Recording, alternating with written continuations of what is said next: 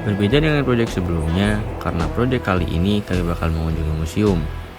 Kalau bahas museum, Jakarta sendiri ada beberapa museum, tapi di proyek kali ini, museum yang kita bakal kunjungi adalah Museum Kebangkitan Nasional. Di trip kali ini, kami pergi bertujuh. Ada gue, Jaki, Zaidan, Raka, Niko, Kalisa, Faustin, dan Nadia. Kalau kita bahas museum, rasanya nggak lengkap kalau kita nggak bahas sejarahnya. Jadi, sejarah museum ini dulunya bekas sekolah tinggi kedokteran Stovia. Apa itu Stovia? Jadi, Stovia itu adalah sekolah tinggi kedokteran yang dibuat oleh pemerintah Belanda pas zaman penjajahan dulu. Sebelumnya, Stovia adalah sebuah sekolah dokter yang masih berkembang dengan nama Sekolah Dokter Jawa yang didirikan pada tahun 1851 di Rumah Sakit Militer Walter Wedden atau yang sekarang disebut Rumah Sakit Pusat Angkatan Darat Gatot Subroto.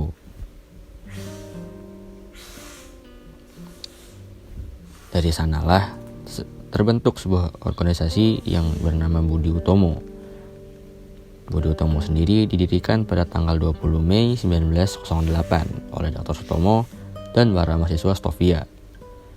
Mereka ialah Gunawan Mangunkusumo dan Soeraji. Dari perkumpulan ini, banyak mendiskusikan ide-ide untuk mencerdaskan bangsa melalui dana pendidikan agar rakyat tak mudah didomba oleh penjajah. Baru setelah Dr. Sutomo kembali dari Belanda, Budi Utomo akhirnya memutuskan untuk masuk ke dalam ranah politik.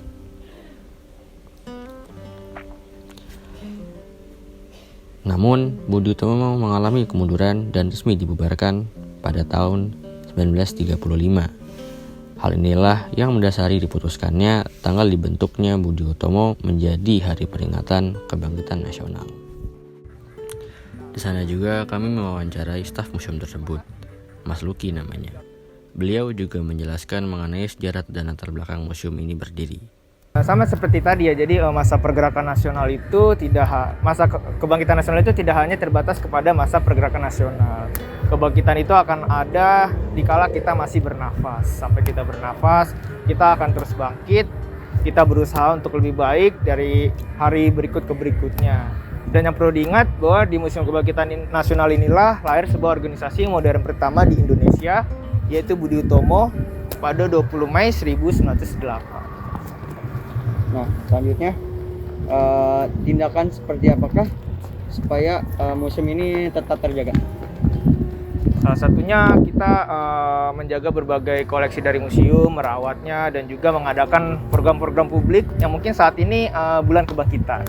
Ya, jadi bulan kebangkitan itu dilaksanakan pada tanggal 18 Mei sampai dengan 18 Juni. Jadi sekarang ini masih dalam rangka bulan kebangkitan.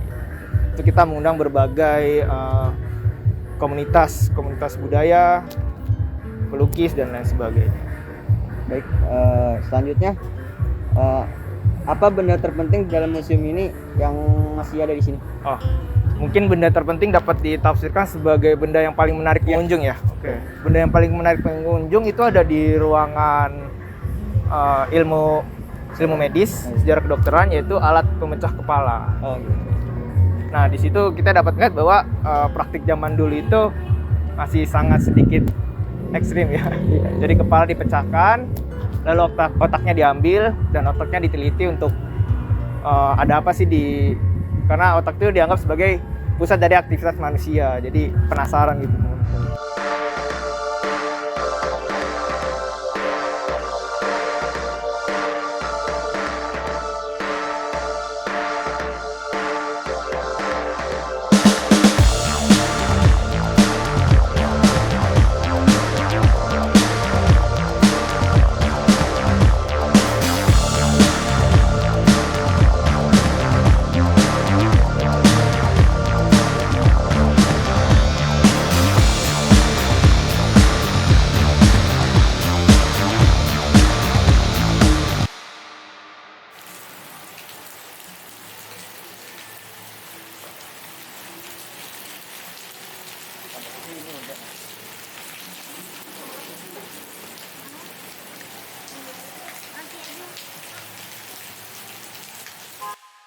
Selain Mas Luki, Kami juga mewawancarai salah satu seniman yang sedang memamerkan hasil karyanya di pameran yang sedang dilaksanakan di museum tersebut.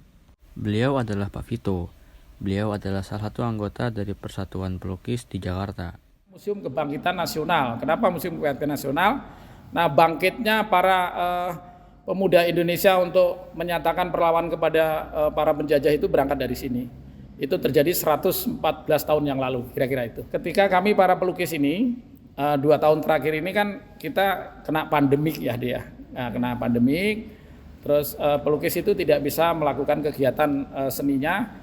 Bahkan mungkin untuk bidang-bidang yang lain, ya pedagang, anak sekolah, semua terganggu karena pandemik ini. Nah, seiring dengan peringatan yang ke-114 tahun ini, Kebangkitan Nasional membuat beberapa kegiatan, diantara adalah pameran lukisan ini. Nah, pameran lukisan ini sebagai bentuk kebangkitan gerakan budaya para seniman ketika selama 2 tahun terakhir ini kita boleh dibilang mati suri lah. Nah, sehingga kita bangkit dari sini, dari Museum Kebangkitan Nasional ini, harapannya para pelukis dan pastinya untuk disiplin kerja atau disiplin yang lain-lain pun, entah mahasiswa, anak sekolah, pedagang, semua, kaum buruh semua, kita bangkit. Bangkit bahwasanya sudah mudah-mudahan setelah ini pandemik segera berlalu sehingga kita bisa yang dinamakan hidup new normal itu. Kira-kira itu. Dan alhamdulillah juga Presiden beberapa waktu lalu mengumumkan bahwasanya kita sudah dilonggarkan, kita sudah boleh melakukan kegiatan sekalipun harus prokes untuk membuka masker, kira-kira itu. Nah, itulah kebangkitan yang kekinian itu menurut saya. Gitu deh. Baik. Kita kebetulan ada 42 seniman. Kita di sini pajang 42 lukisan juga. Kita ada 42 seniman, kita pajang 42 lukisan. Nah, itu yang kemarin ini kita lakukan on the spot di Borobudur. Setelah itu kita pamerkan di sini. Seperti itu. Lalu, setelah dari museum tersebut, tugas kami berikutnya adalah membuat media pembelajaran dari apa yang sudah kita lihat sebelumnya. Kami pun terinspirasi untuk membuat sebuah miniatur yang dilengkapi dengan flashcard yang berisikan informasi mengenai miniatur tersebut.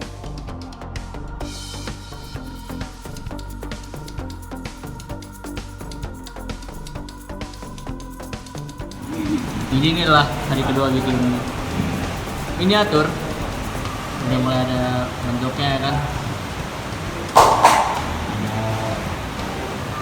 Warnanya di dasarnya itu juga udah ada di hidung-hidungnya, banyak cat, banyak benar-benar tidak terpakai. Mantap. Yang ini udah, kan ini yang miring panjang. Kan yang depan. Dia tahu yang itu di depan. Enggak, yang miring di belakang. Ya, ini kan kita jalan. Nih, seriusan. Nah, ini pintu masuk Nadia. Tuh, pintu masuk kan? Yang mana? Mana? Ini pintu masuk kan yang hijau-hijau ini. Iya, harusnya iya. Tapi ini depan dong yang ini. Iya, ini di depan. Soalnya panjang nih. Berarti yang miring ke sini. Ini dulu, sampingnya dulu. Dia lurus ya? Dia miring sedikit. Sini rada miring gitu. Nyatu tapi miring. Ini kasih ya kalau. Enggak dong, dia nyatunya ke sini. Nah, jadi dia miringnya gini gitu. Jadi nggak ke tengah. Nah, ini udah kurang lebih. Wih, Tuh yang mungil mana? Nih. Sama. hari ini hujan. Dan hari ke berapa? Ke-6. Ini kali ya? Project nggak tahu deh. Ini hari kedua bikin.